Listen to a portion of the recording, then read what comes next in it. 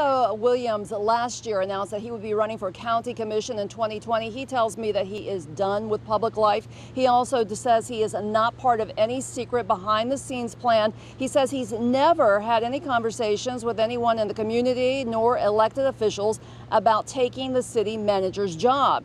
He calls it a bold-faced lie. Police Chief Clarence Williams is set to retire in February.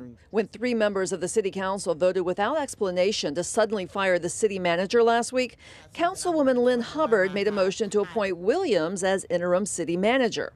But Williams tells me he's not part of any secret plan to take over. I do not and am not interested in becoming city manager, interim city manager.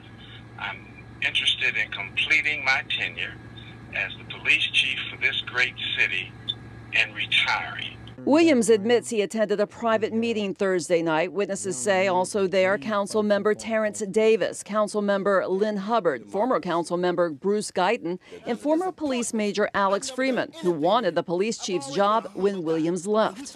Were they meeting about how to make that happen now that the city manager, Jonathan Evans, is out of the way? The meeting was not a clandestine meeting around anything to do with any employment decision that the city has made. It's about healing and what we need to do to move this city forward in terms of healing. Freeman, who was at the private meeting too, told me the day before he'd never talked to Williams about how to get the chief job.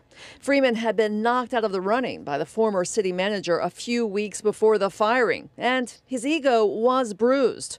Listen to what he said at the CRA meeting Wednesday. I don't have anything to do with Jonathan Evans getting fired.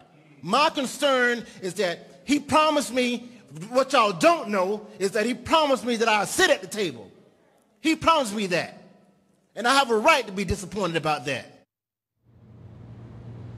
And tonight, Chief Williams tells me that these accusations against Freeman and him are being leveled by, quote, mischief makers. Well, we may find out much more now that the judge has ordered the city and Councilman Terrence Davis to respond to the emergency motion by next Wednesday. That coincidentally is the same day of the very next city council meeting where the council members promised the public the other night that they would provide their reasons for firing the city manager. In Riviera Beach, I'm Terry Parker, WPBF 25 News.